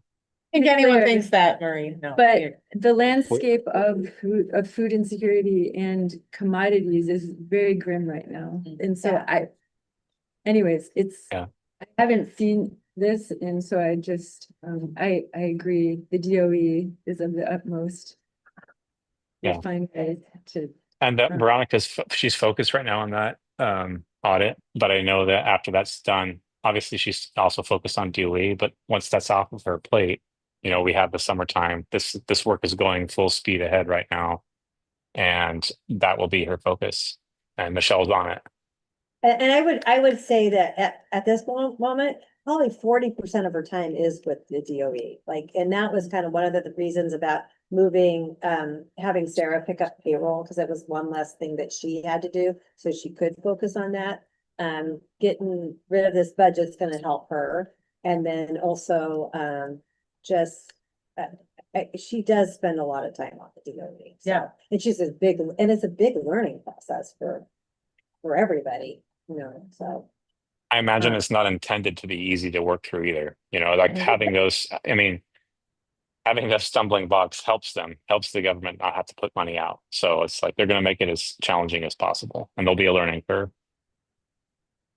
And yeah, Jill's done a great job, like getting the reports in, Matt and Brent, like checking out. Just so you know, we did have a little extra cost because we had to change the, what is that called? What is that Conduit. called? The ductwork. Oh, for And make it did, it smaller. yeah. So, yeah, Huge. that wasn't a cost us money. Are we at a place where we can approve the budget? Yes. I'll make a motion that we approve the budget as presented. I'll second. Thank you. All those in favor? And you're gonna Any- say this Any opposed, voice repetition? presentation. Motion passes.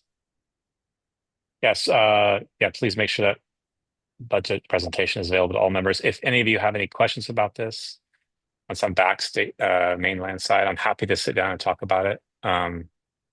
You know, I think it's something that it's one of our biggest responsibilities, the fiduciary responsibility that we have as a board to ensure that the school is successful in the long term. So it's on my mind. It was on my mind during our negotiations for the MTA contract, and it will continue to be on my mind in the next few years. And I'll be watching it carefully.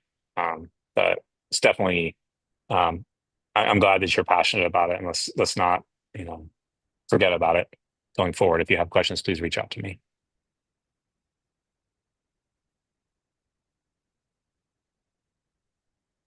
Are we doing the contract next? I've lost track of the order. I'm just trying to look and see here where we're at.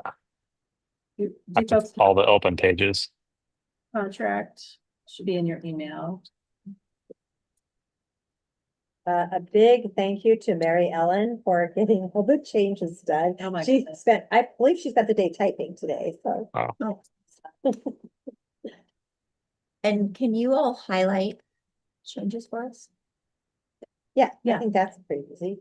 Yeah, so it's a 64-page document. I will say that most of the discussion, and let me just get to Article 4, is on the workday and the year. And there the details are about exactly how many days the teachers are working and how many days they have in service, and whether their mandatory trainings that can take place during an in-service or after hours. I'm trying to remember, they want to see their salary for the next year by May 15th, so that was added. And we said, well, the challenge there is that we don't always know exactly how much the COLA is going to be, so they're going to get a letter with their minimum salary, which is, and then we will discuss any rate like additions above that. There was a lot of discussion around what the workday and when teacher prep time happens, but then also teachers have obligations to attend IEP meetings and 504 meetings, and when are those scheduled, and how do you work that out in a way where teachers don't feel like they're losing their prep time unexpectedly. So they want a certain amount of notice that we gave them, but then also Michelle needs a bit of flexibility around when those get scheduled, because they can't all just be scheduled outside of those prep hours. One thought that got added here is to cluster those meetings and then hire a sub on occasion to try to cover her and do a day of meeting. So that was added, language around that. There was, you'll see language that says every good faith effort will be made to schedule these meetings during the regularly scheduled workday and not to interfere with teacher prep. So that is it allows Michelle some room when necessary, because these are federally mandated meetings. that we're required to hold, and so it, and the parents have to be there, and sometimes there just isn't flexibility. Billy, let me know if you want to go to any part of the contract, any page, I'm and I looking- can bring it up. At Article 4 on my screen, so let's go to Article 4, and I'm now on the duty time, so number 3 under Article 4. Sorry, the contract isn't numbered on the page numbers, which is very odd. We'll work on it. Keep going down a little bit further. I think you're in there, yeah. Yeah. So there was some discussion about this. Prep time got switched from 7 a.m. to 7:30, to 7 to 7:25. Because for school to actually start at 7:30, you need to start calling the kids in at 7:25 and having them start filtering in and getting settled down. So for Michelle to actually say instruction started at 7:30, we had to cut some of the prep time, but we added prep time to the end of the day, for that 5 minutes. So these things all take, you wouldn't believe how much discussion, but they were worked out, amicably. Okay, I think that's good on that one. Is there language in there, because this is a 3-year contract? So is there language that creates space for the 4-day school week? Yes, there is language. I think it's at the There's a, end. it's an appendix Yeah. Great. or addendum or something. That says when Mosier switches to a 4-day school week. This, I think It should- Article 4 and any other article all parties deem necessary to reopen will be reopened. So specifically Article 4, which is very important to the teachers, which is when's my prep time? When do I need to arrive in the morning? When do I leave? And when are like meetings held? That is the one article that will be reopened to accommodate a 4-day school week. We didn't anticipate having to open any other articles, but we left a clause in there that if everyone agrees, we have to renegotiate another article in here. We will do that.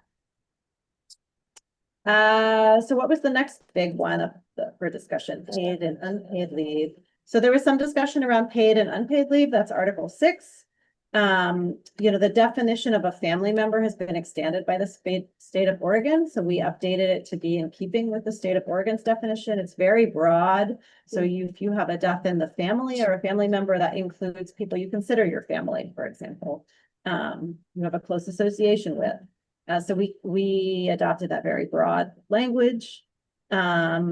We did, I think, the maximum on bereavement leave, for example, which we were just talking about. Personal leave, jury duty, there weren't really any changes there. The one change on personal leave was 4. That 2 remaining personal days that are not used Yes. may be cashed out at the end of the year at their hourly rate. So instead of losing them, they could cash out. So that is new. Yep. That is new. So the teachers wanted the flexibility of if I don't use my personal days, I can get cashed out for them. The school saves something if the teacher doesn't use their personal days because we're not hiring a sub for those days. So budget wise, it's probably not much of a hit to have them paid out. On the other hand, and it's just 2 days maximum. And they can roll one over to the next year, but they have to let us know. And that was the other thing is we actually put a time limit, like you have to let us know by the last, I think it's the last student contact day of the year. So if they haven't let us know that, then they can't do it. And that's just how, that helps us for budget. And then they'll by default just get paid out or no? Like if they're not rolling it over to the next No, year, they would have to have to know request that. in they have writing. to let you know Yeah, too. and it says request must be made in writing to the ED. Yeah, If you and want to get paid out. And it says request must be, or payout And must the be person. made on or before the last student contact day. And I can't remember where it was. We also agreed to pay the teachers for overnight and field trips. Mhm. But Mhm. it was 3. Is that 3? Yeah. But it was limited amount of pay. So like So it's on 3 and it's section D. 3D, Yeah. Article 3. Article 3. I think Or actually, hold on. 4. Yeah, I think It's 4. it is 4. Hold on. Section. Yeah. No, that's not there. No, I saw it up in 3, because I was reading through this.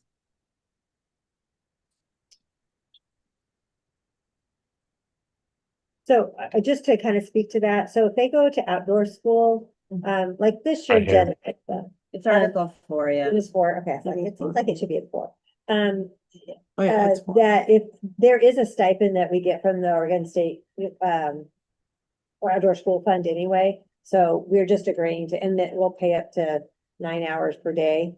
They will not pay for sleeping time, but they would pay for the additional time, so we would definitely pay for that, and then if any other, like an overnight trip, but we only said it could be paid for one, and so we did that this year without actually it being in the contract. We had a OMSI field trip, and one of the teachers that went was paid 8 hours for their time, so, and that's just the right thing to do, so. Yeah. So these are not like mega changes. They're Yeah. pretty modest, small changes here and there, but just to alert you of the sort of things that get discussed in case somebody else is on the committee next time this comes up. Then Mike. I think a good thing to bring up too during this for all members of the board is that during the next, I mean, who knows who will be on the board at this time? It's 3 years from now, although the next negotiation during the opener for the 4-day school week, this will apply to as well. And also for our non-teaching staff that are going to have our, I always get confused with this classified or certified, but the non-teaching staff will have their contract. Is to establish the groundwork in the very beginning. So there's this back and forth of articles presented, and it took us a couple of days to kind of get the flow of that this time, and it'll be clearer next time. But basically, one member, one side has these various articles. They open them up and bring them to the table, and then the other side takes those back and either agrees to them or changes them. So it's just food for thought for the next time we're bargaining to make sure we get those ground rules down ahead of time, and then. But it overall went well, and I was happy to be a part of it, and happy to serve with Michelle and Julia on that. The only other one was in Article 18, we upped their tuition.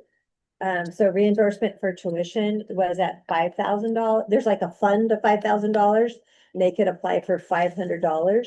And then any leftover was kind of like a free fall, like whoever asked for it first got it. So we kind of that process out a little bit. We with 7,500, like that is budgeted for tuition reimbursement. They can get 750, and if there's any funds left over, they have to make a request in writing by June 15th, and then we're going to just equally divide what's left over. So if 2 people ask for it, and there was, let's make it easy on myself, there's $2,000 left over, they'd each get 1,000. So, and so that was, I mean, I think that is the goal. Even I think in strategic planning, we're just talking about like honoring professional development, and we want to encourage that. So it was a good step in the right direction. It's great. Yeah. Where's the COLA language? That would be back in salary, that's it, salaries, let's see. I think we're coming.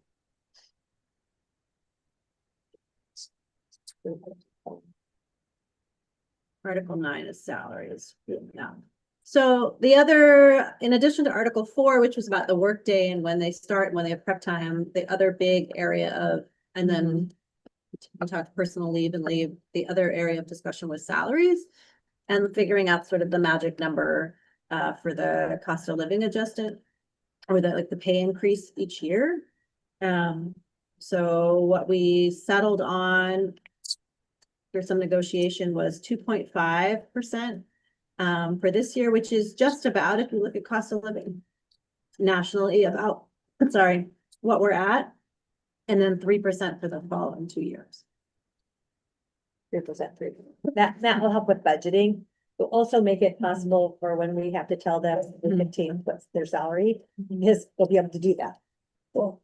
Is that pretty standard, like, increases amongst like D21, or is that, you know what I mean? Is this no?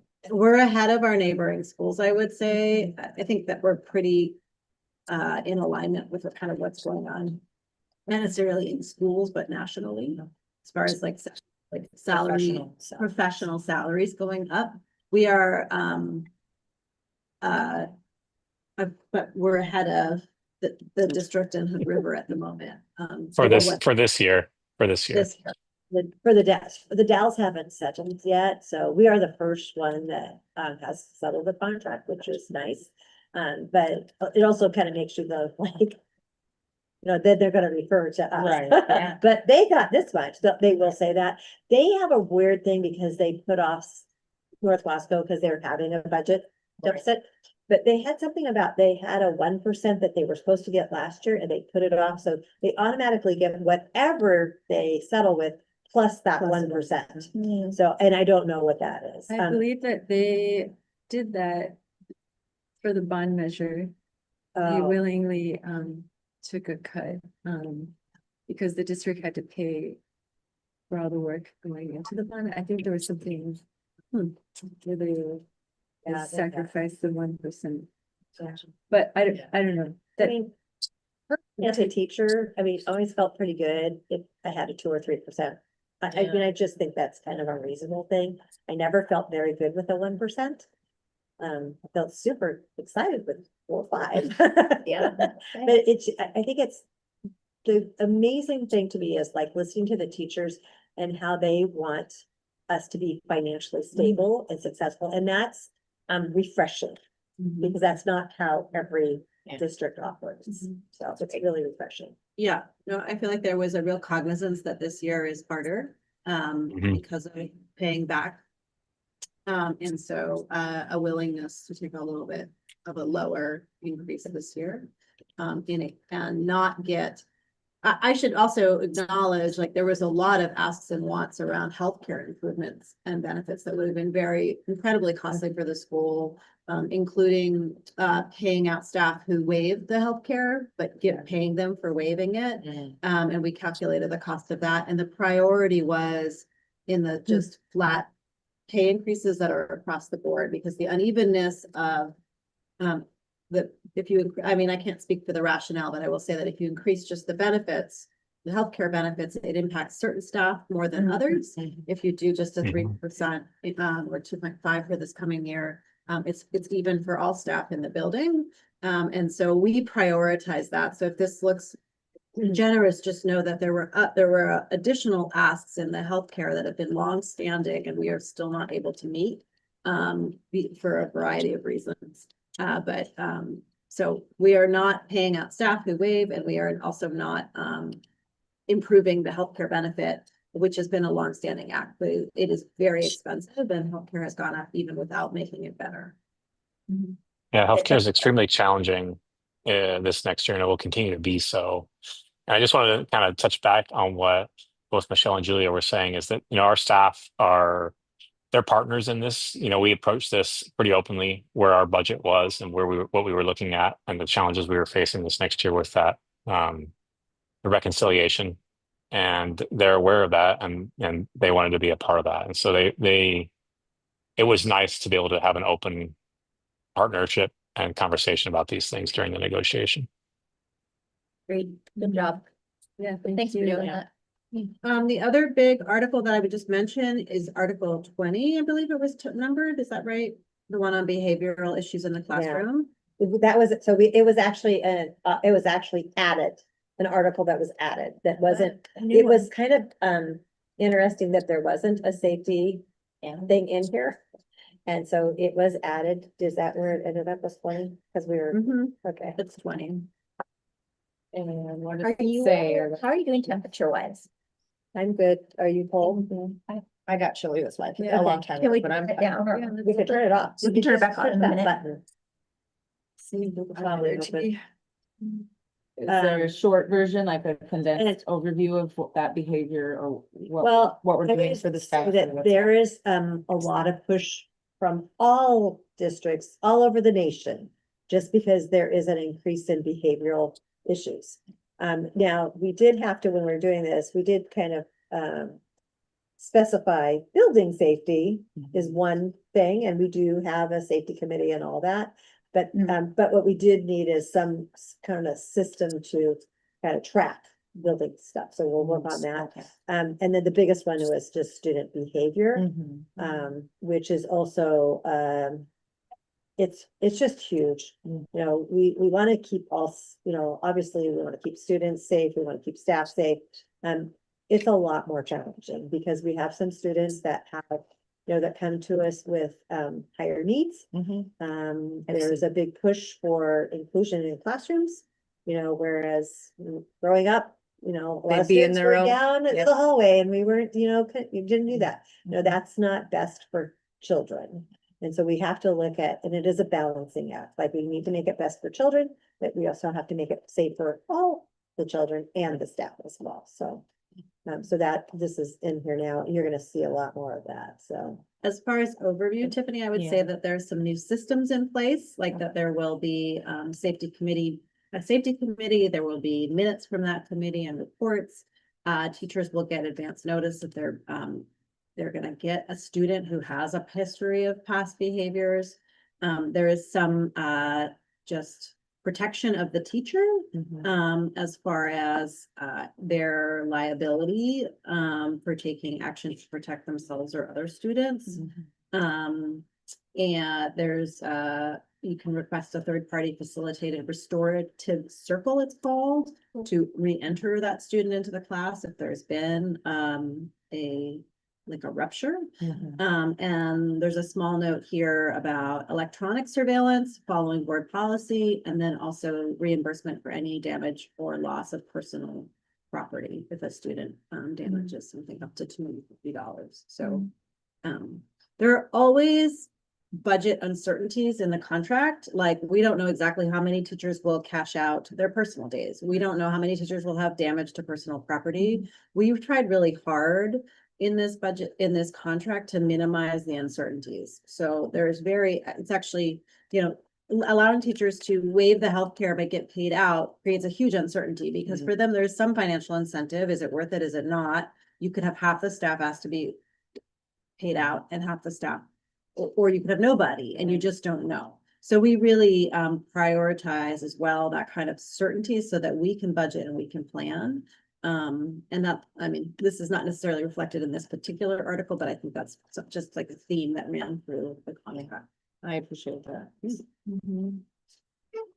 And so you guys have good plans in place that all the staff knows for behaviors and when something goes south. We're getting better plans, Yes. like, I think that was just a Working on challenge, that. that's a challenge also because, many times students, have an IEP, an individual education plan, and, there's a lot of, laws that we have to follow, federal laws that we have to follow.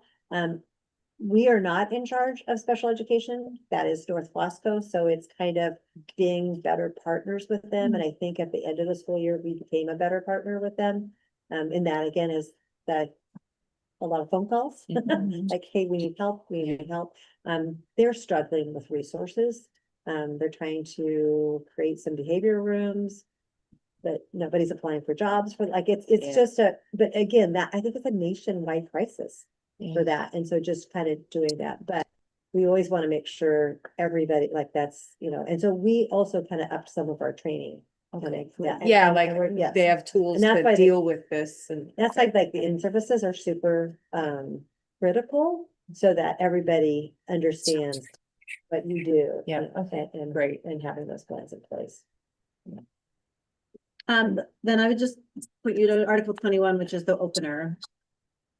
Right after that, Article 20 about behavior, and it has the language about how long the agreement will run, which is 3 years, which is nice. Because I've been on this committee twice, and it's nice not to just feel like we're doing this again already. It has the language that when the board decides to move to a 4-day student contact week, Article 4, which is that one about the school day, and only any article deemed necessary by both parties shall be reopened for bargaining pursuant to the Public Employee Collective Bargaining Act. So, yeah. One other thing, and I don't know which one it's in, but they had the evaluation process was in the staff handbook. Evaluation process should not be in a staff handbook, so we got that out. We have a committee that's going to meet to have the staff handbook, or that have the evaluation process in place by November 1st. I can't remember. I'm trying to find where it's at. Anyway, we don't currently have a real one in place that is, like, we do have an evaluation process, Yeah. just that we need to work on that. Like a as- program more to evaluate staff? So You know? a process, just how about a like a process? We need to have a process that has all the tools. Yeah. We need to all work on that together, be collaborative about it and make sure that that process is in place and it's something. Because I think evaluation is one of those things, you can write down all these different things, but if it's not user friendly, Yeah. then you're like, oh, I didn't get to that, you know, yeah, Mhm. and that I think was not executed very well this year, and so we're gonna work. So, And you've got a deadline, you said, for. yeah, which they're like, Something I in don't know there. if you can do it. I'm like, well, we're gonna try, you know, because we have to report to the state evaluations and summatives and all those things. So it's, you know, it's also something that we have to do, so we just have to make that a priority. Mhm. It's in there. I don't know where it's at, but it's in here somewhere. So I think we need a motion to approve the contract as negotiated. Make that motion. Make a motion that we approve the contract as presented with 2.5, 3%, and 3% increases over the next 3 years. Can I get a second? I'll second you, Dan. Thanks, Emily. All those in favor? Any opposed, voice or opposition? Motion passes. How do we feel about a 5-minute stretch? Sounds Yeah. good. A break? Before we go, that, Yes. just so everybody knows that, this is for the certified contract. The classified staff has also voted to be part of the union. They wanted to put it all in one contract. That would have held us back from getting this done. And so that process will probably be starting, you know, probably in September, once they come back, just so we might need one more committee to go and do that. And it's like writing. Mhm. Uh-huh. Right, 5-minute Cool. stretch. All right. Awesome. See you in 5. And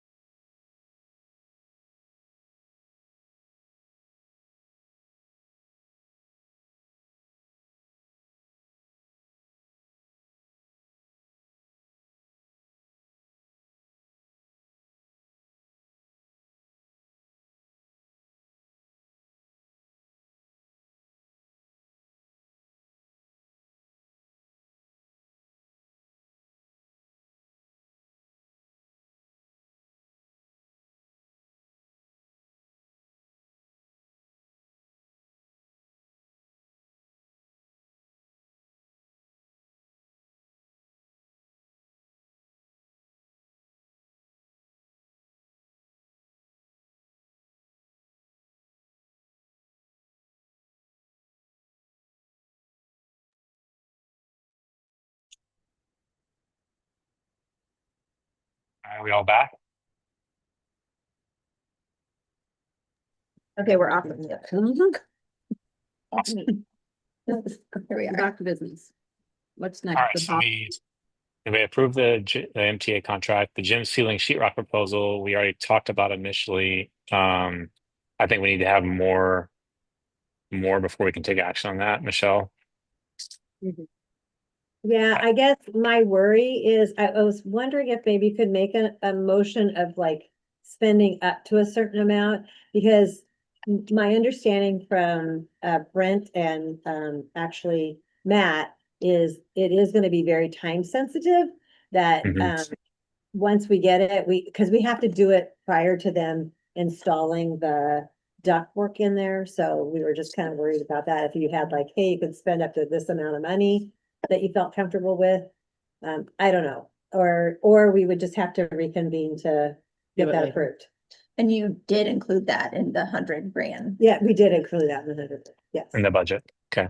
So did we kind, I mean. kind of Well, already approved it. Yeah. we can't- Yeah, it just seems a lot for me to spend. Mhm. I don't mind spending, a couple $1,000s here and there for facilities, but And the that quote is was big. what? Well, it's 37 and some change, So so, do we want to say 40 and, yeah. you like board, I make a motion that the board authorize Michelle to spend up to 40K to fix the ceiling in the gym, which is a safety hazard for kids playing in the gym.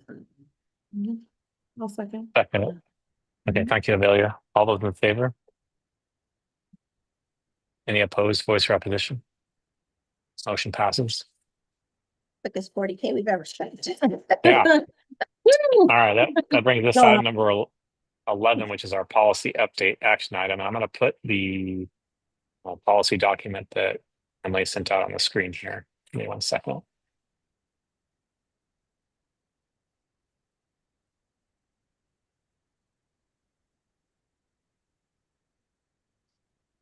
Just want to recognize the policy committee for rocking it, like. I'm like, how much time does it That spend to go was- through all that? Huh? How much time? I'm. The first time was a wrinkle. excruciating, but it seems like Emily's got a really good procedure and pattern for us now. Yeah, it's awesome. Yeah, thanks, It's just a Emily. lot of policy. A lot of documents. They all read pretty well and easy. I appreciate that. Yeah. I mean, So for this meeting today, we have our second reading, which will be our second reading and adoption of the following 13 policies. CBG, evaluation of the executive director, CCG, evaluation of administrators, DGA, authorized signatures, DIC, financial reports and statements, ECAC, video surveillance, EB, safety program, EBBA, student health services, EBB, integrated pest management, EBC, emergency plan and first aid, EBCA, safety threats, EBCB, emergency drills, EBH, cybersecurity, and EBH, AR, cybersecurity AR. Maybe correct me if I'm wrong on this. I don't remember if we need to officially make a motion to adopt them, or is it just we're adopting them? Celia, do you remember? I I think, think we have been doing that. We've been Yeah, you doing should. motions, yeah. Okay. So I'll make a motion that we adopt these 13 policies as read and presented to the board. Can I get a I'll second? Thank you, Tiffany. All those in favor? Any opposed, voice or opposition? Motion passes. That brings us to the first reading of these updated policies, these 16. The second reading will be our July meeting. Oh, that's one thing I did. Sorry, that's one thing I forgot to put on the agenda was our setting our meeting dates going out. I don't think we have any meeting dates set. If somebody there can just look on the calendar, put some dates out there. I don't think we set any dates at our last meeting, and we're running out of dates on our website. This is our last meeting on our website. I'll look in a second here once I look through this. And I think say it's gonna be the second Tuesday. We had moved Yeah. it to the third week because of financials. financials. That's something we also need to, it's besides the point, but we also need to look at our bylaws, because I think we need to change one of those to adhere to the bylaws. So first reading of these 16, GBEB, communicable diseases in schools, GBEBAR, communicable diseases in schools AR, GBEA, workplace harassment, the GBEA AR, workplace harassment reporting and procedures, GBDA, mother-friendly workplace, GBCA, staff religious dress, GBC, staff ethics, GBA, equal employment opportunity, GBAAR, veterans preference, GAB, job descriptions, EFAA, public charter school nutrition and food services, EFAAR, reimbursable school meals and milk programs, EF, management of food services, EEBB, use of private vehicles for public charter school business, EEAE, student transportation and private vehicle, EEAEAR, proof of vehicle liability insurance. So those are all linkable here. You all have a copy of those. Please look through them. If you have any questions, bring them up at board meeting in July.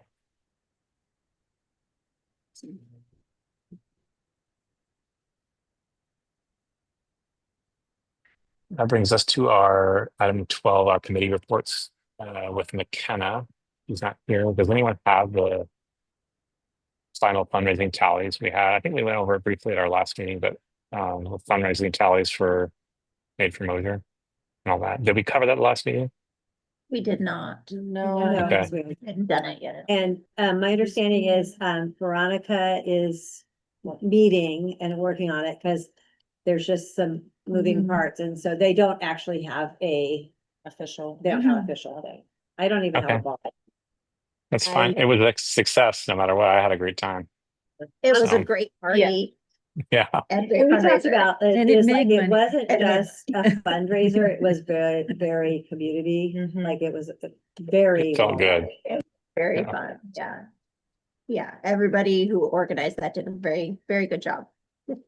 Thank you. Yes. Thank you for all the work you all put in. And we've talked about this before, and I think it's being said here, but that the fundraisers for the school are at least dual purpose of both bringing in community and raising money for the school. So I think, it's great that was such a good event. It was, I mean, I saw people from all over the gorge that were there, not just from our town or from the Dow. We had people, we had a wide range of people there. So it was great to see. We had staff participating. It was a fun time. So thank you. But it was a success and I look forward to doing it again next year. This is going to bring us to our executive director evaluation, which we're going to go into a closed meeting. And so I'll read that now. What will happen for all those who are either watching or will watch in the future is we'll close out of this Zoom link. We'll go to a separate Zoom link. We'll go to the exec session and then we'll come back afterwards. This is through executive session ORS 192-662I. It's to review and evaluate the employment related performance of the chief executive officer of any public body, a public officer, employee, or staff member who does not request an open hearing seating. I think I have a typo there. Who does not request an open seating or open hearing? Sorry. So we'll see you all back when we're done with that. Great.